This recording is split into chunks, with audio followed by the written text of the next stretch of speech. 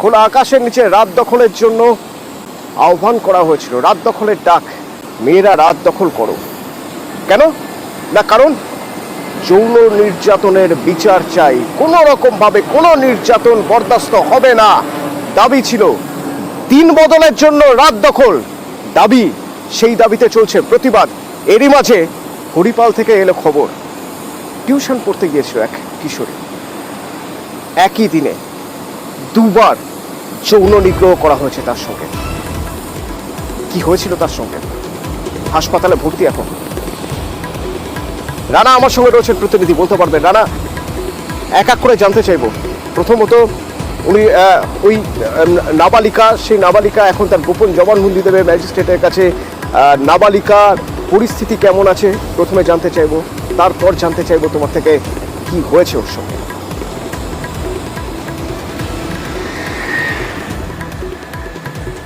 একদমই তাই। দেখো তোমার অতনু, আরজিকর কাণ্ডের পর কিন্তু আবার নতুন করে একটা উত্তেজনার সৃষ্টি হয়েছে। হরিপালের যে নাবালিকা, সিঙ্গুর গোলাম মঈনের ছাত্রী, নবম শ্রেণীর ছাত্রী, তাকে যৌন নির্যাতনের যে তার বিরুদ্ধে করা হয়েছে, তাকে করা হয়েছে, সেই অভিযোগে কিন্তু ইতিমধ্যেই উত্তাল হয়েছে সিঙ্গুর সহ হরিপাল। ইতিমধ্যে আমরা জানি না কি হরিপাল থানাতে যেমন কেমন আছে, মানসিকভাবে অসম্ভব একটা নির্যাতনের মধ্যে দিয়ে যাচ্ছে, মানসিক ট্রমার মধ্যে রয়েছে, কিন্তু শারীরিকভাবে কেমন আছে ওই কিশোরী প্রথমে একটু জানতে চাইবো প্লিজ।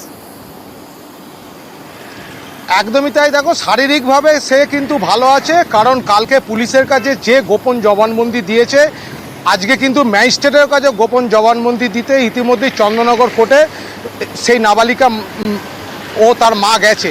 কিন্তু চাঞ্চল্যকর একটা কিন্তু তথ্য উঠে এসেছে, যেটা আমরাই চ্যানেলে কিন্তু দর্শকদের জানাতে চাইছি। মেয়েটা গতকাল ঘটনার পর থেকে যে মিথ্যার আশ্রয় নিয়েছিল, যে তাকে গাড়ি করে সিঙ্গুর থেকে তুলে নিয়ে যাওয়া হয়েছিল হরিপালে, সেটা সম্পূর্ণ ভুল তথ্য। কারণ সিঙ্গুর স্টেশন থেকে সে যখন ট্রেনে করে গেছে এবং হরিপাল স্টেশনে কিন্তু সে যখন রাস্তা দিয়ে হেঁটে এসেছে, সেই তথ্য কিন্তু পুলিশের সিসিটিভি যে ফুটেজে কিন্তু সেটা চলে এসেছে। ফলে এই যে প্রথমে একটু জানবো যে মেয়েটি কি অভিযোগ করছে, কি হয়েছে তার সঙ্গে, কি বলছে, প্রথমে একটু জানতে চাইবো।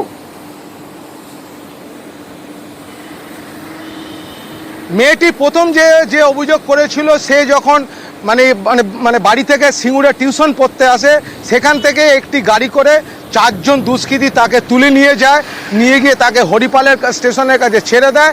তারপর যখন ও স্টেশনে যখন আসছিল, সেই সময় আরেকজন অন্য একজন দুষ্কৃতী তাকে মলেস্টেশন করে, তাকে গোপীনগর যে এলাকা, সেখানে একটি রাস্তার গলির মধ্যে তাকে নিয়ে যায়, তার উপর শারীরিক অত্যাচার করা হয়। তাকে এমন অবস্থা পাওয়া গেছে রীতিমতো অর্ধনগ্ন ও অচৈতন্য অবস্থায়। ফলে এই যে পঞ্চম যে ব্যক্তি, একে নিয়ে কিন্তু প্রশ্ন উঠতে শুরু করেছে যে এই পঞ্চম ব্যক্তি যে মেয়েটিকে মলেস্টেশন করেছে, যৌন নির্যাতন করেছে, সেই মেয়েটি এখনো পর্যন্ত শারীরিক মানসিকভাবে সে কিন্তু সুস্থ আছে। তার কারণ হচ্ছে ইতিমধ্যে সে চন্দননগর। রানা, মেয়েটি কি জানিয়েছে, কি অভিযোগ করেছে, এবং সেইখানে কোথায় মনে হচ্ছে পুলিশের যে হয়তো কোথাও কোনো তথ্য গোপন হচ্ছে বা তথ্য লুকোনোর চেষ্টা হচ্ছে বা ভুল তথ্য দেওয়া হচ্ছে?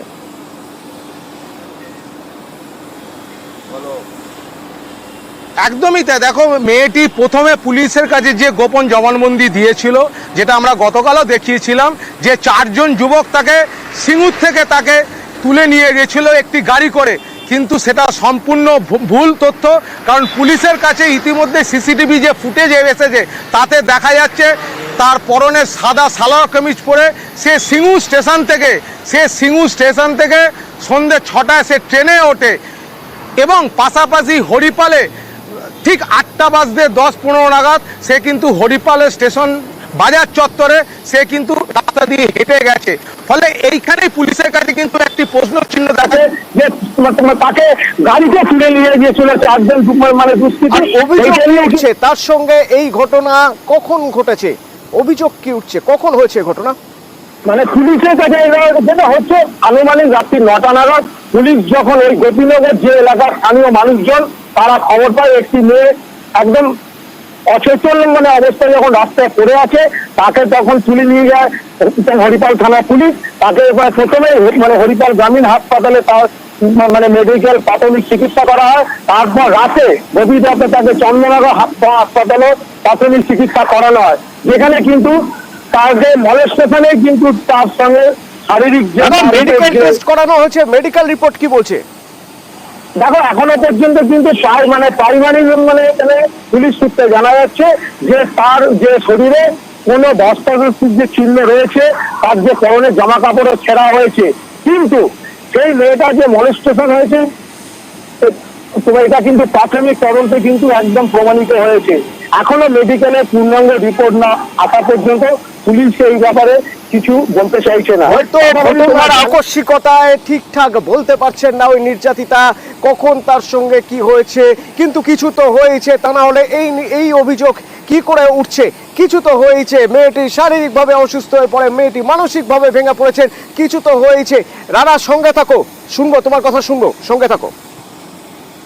হরিপাল থানার মূল সেন্টার একদম হচ্ছে হরিপাল বাজার থেকে 600 মিটার দূরে আমাদের 18 নম্বর রাস্তার গলি অন্ধকারের মধ্যে একটি ছাত্রী ওই এলাকার মহিলারা দেখতে পায় তার শরীরের কোনো পোশাক ছিল না।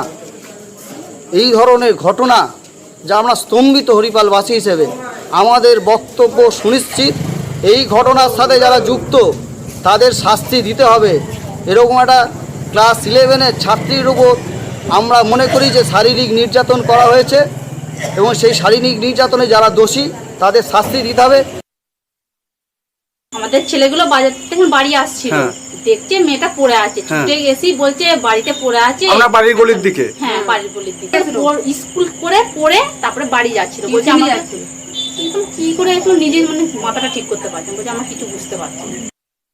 ওর স্টেটমেন্ট, ভিক্টিমের স্টেটমেন্ট মহিলা অফিসার যেটা আছে উনি রেকর্ড করেছেন এবং যা যা মানে প্রসিজার আছে ওরকমই এফআইআর অলরেডি হয়ে গেছে। রেপের কেস বা রেপের কেস বলা হচ্ছে, কিন্তু আমি একটু ক্ল্যারিফাই করতে চাই কি এরকম নাই কোনো কমপ্লেন্টের এরকম কোনো রেপের ইয়ে আছে, আপনার এলিমেন্ট আছে এখানে বা ওরকম রেপের কোনো কমপ্লেন্টে ওরকম কিছু নেই, বা যেটা আছে যেটা আমাদের ভিকটিম যে স্টেটমেন্ট দিয়েছে আপনার মেডিকেল, যেখানে মেডিকেল স্টেটমেন্ট বা যা স্টেটমেন্ট ওখানে রেপের কোনো ইয়ে আসছে না। যেটা সেকশন আসছে যে সেকশনেই কেস করা হয়েছে, আপনার মলেস্টেশনের সেকশন, যেটা সেকশন কেস হয়েছে, এবং আমরা তদন্ত অলরেডি যেখানে যা যা করণীয় আমরা অলরেডি এটা চালু করে দিয়েছি। এই ঘটনার প্রতিবাদ জানিয়ে ইতিমধ্যে বিক্ষোভ শুরু হয়েছে। রানা, তোমার কাছে আমার জানতে চাইছি আমি যে ক্লোজ সার্কিট ক্যামেরার ফুটেজ যখন পাওয়া গেছে তাহলে অনেক জায়গারই ফুটেজ পাওয়া যাবে, হয়তো ঠিক সেই সময় ঘটনার আকস্মিকতায় মেয়েটি ঠিক নির্যাতিতা ঠিক মতো বলতে পারছে না, কিন্তু এটা তো ঘটনা যে দুবার তার সঙ্গে নির্যাতন হয়েছে, প্রথমবার 4 জন, পরে আর একজন, এই যে 5 জন, এই 5 জনকে এখনো পর্যন্ত চিহ্নিত করা গেছে? কোনো রকম কোনো চিহ্নিত করার কোনো উপায়?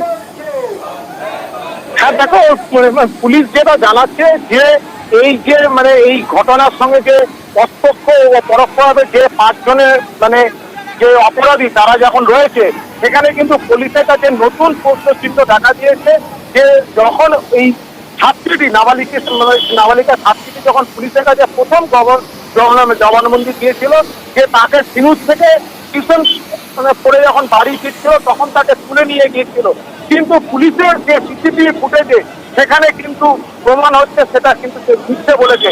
তার কারণ সিসিটিভি ফুটেজে দেখা গেছে যে সিমুল স্টেশন থেকে ট্রেনে উঠে ও হরিপালের যে বিভিন্ন চত্বরে যেখানে সিসিটিভি ক্যামেরা ছিল সেইখানে সিসিটিভি ক্যামেরাতে কিন্তু সেই ছবি ধরা পড়েছে। মিথ্যে বলেছে এই কথাটা হয়তো আমরা বলতে পারি না, কারণ ঘটনার আকস্মিকতায় হ্যাঁ অনেক সময় হয়তো ঘটনা পরম্পরা ক্রোনোলজি গুলিয়ে যেতে পারে, সেটা অন্য প্রসঙ্গ, কিন্তু 4 জন আর পরে 1 জন, 5 জন, এদের কোন রকম কোনো হদিস পুলিশ কোন রকম কোনো ক্লু পেয়েছে? এখনো পর্যন্ত কিন্তু গোটা ঘটনায় কিন্তু এখনো অন্ধকারে রয়েছে। মানে এই যে 4 জন ও আর 1 জন যে 5ম ব্যক্তি যাকে দ্বিতীয়বার মলেস্টেশন করেছে, যে মেন কালপিট বলে পুলিশের মতো তদন্ত করুক এবং কারা এই ঘটনার সঙ্গে জড়িত তার যত দ্রুত সম্ভব খুঁজে বার করতে হবে। এই ধরনের ঘটনা কোনো মতেই মেনে নেওয়া যায় না। তো সিপিআইএম থানা ঘেরাও কর্মসূচি, বিক্ষোভ চলছে এবং হরিপালের মানুষ মেনে নিতে পারছেন না। এবং আমি জানি এই খবর যারা শুনছেন কারো পক্ষেই মেনে নেওয়া সম্ভব নয়। টিউশন পড়তে গিয়েছিল, এবার সেখান থেকে ফেরার সময় কতটুকুই বা দূরত্ব। এই ধরনের ঘটনা দিনে দুপুরে ভর সন্ধ্যাবেলায় ঘটে গেল।